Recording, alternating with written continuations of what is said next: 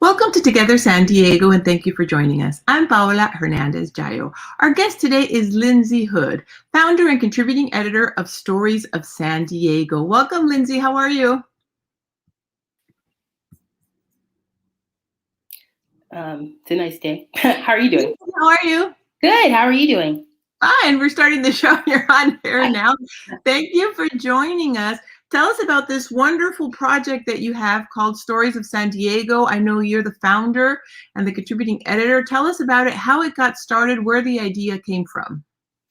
Well, I was looking for something to do during COVID that wasn't just sitting around, and although it is kind of sitting around, but anyway, and I came up with the idea after talking with a couple of people. One was Khalid Alexander from Pillars of the Community, and he had this book called Reclaiming Our Stories, and I thought, oh, that's interesting. And so from there, I just kind of thought, this would be a good way for people of color in San Diego to be sure to have their, part in history recorded and documented. So that was where it came from. So this whole project is to talk about the pandemic and some of the communities that had been affected very much by this thing. And it's very specific to San Diego. Tell us about that part of it. Sure. So it's all about people of color in San Diego. And, a lot of our essential workers are people of color. They're out there, doing their day to day, and they don't have the luxury of going and working from home and stuff like that. So the idea is to gather as many stories as we can, and we're going to put them up on our website, and then eventually that website will be housed in SDSU's digital library, so that, down 100 years down the road, people will be able to read those accounts and see what was really happening and how people were affected. And it could be like, good things happen, bad things happen. We're not, just strictly, keeping it locked into bad things that happen. And then part of that also, those stories will go into an appendix in the back of a book that will be published later this year. And the front part of the book will be written by local journalists, and they're going to go out there and find stories and tell them and look at the data, and so people get a really good look at things that were happening. That's a really important point to make, Lindsay, that you mentioned that there's also good stories that came out of it. It has been an incredibly challenging time for us during the pandemic, but also there are some positive stories that came out of it. People share how they're slowing down a little bit, how they're enjoying more time at home, time with their families, not as rushed with activities with kids after school, etc. Where can folks submit the stories? And I know you have multiple options. Right. So they can go to the website, storiesofsandiego.com, and click on submit a story. They can also just email it directly to us, or they can text it at 619-777-5776. And that's, for people that don't have access to the internet all the time, or, so we're just trying to get a good gamut of ways for people to submit.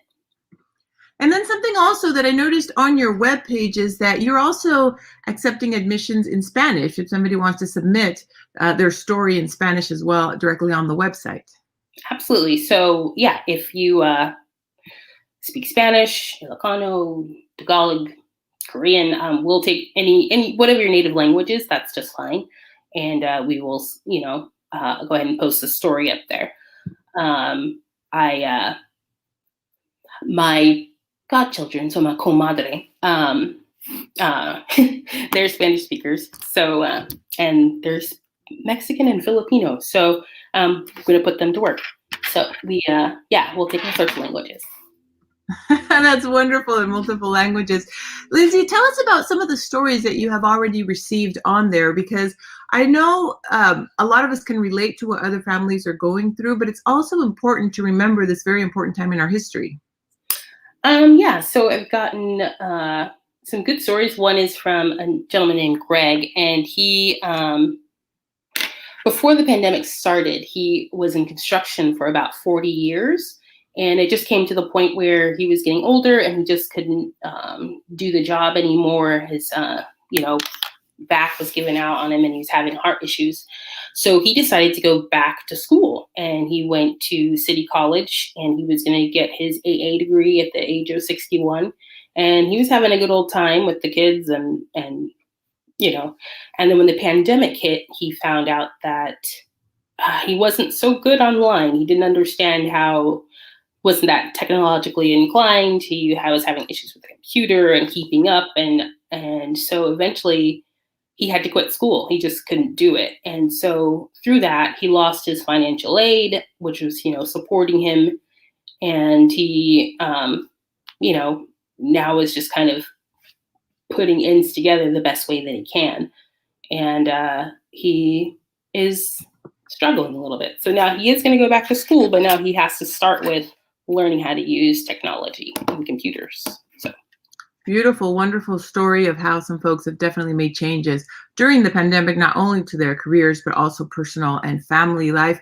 Lindsay, tell us also, you have a number of contributors. I know you are well known in the industry. I've known you for years here in San Diego. You have a number of also some award-winning and very recognized journalists and media members that are working with you, collaborating on this project. Sure. So one of them is J.W. August, and he is the former managing editor at ABC 10 here in San Diego. And he is also an investigative producer at NBC. And he's won lots of awards. And we have Paul Kruger, who just recently retired from NBC here in San Diego. And he's going to be looking at some of the data and piecing all of that together. And then we also have Lynn Walsh, who's also used to be at NBC as the investigative team's executive producer. And she's also working at Trusted News. I think I'm getting that right. And she's the director there, teaching people how to regain trust in news. And we have a few others that are starting to come on board. Wonderful team that you have there. Wonderful way to share those stories.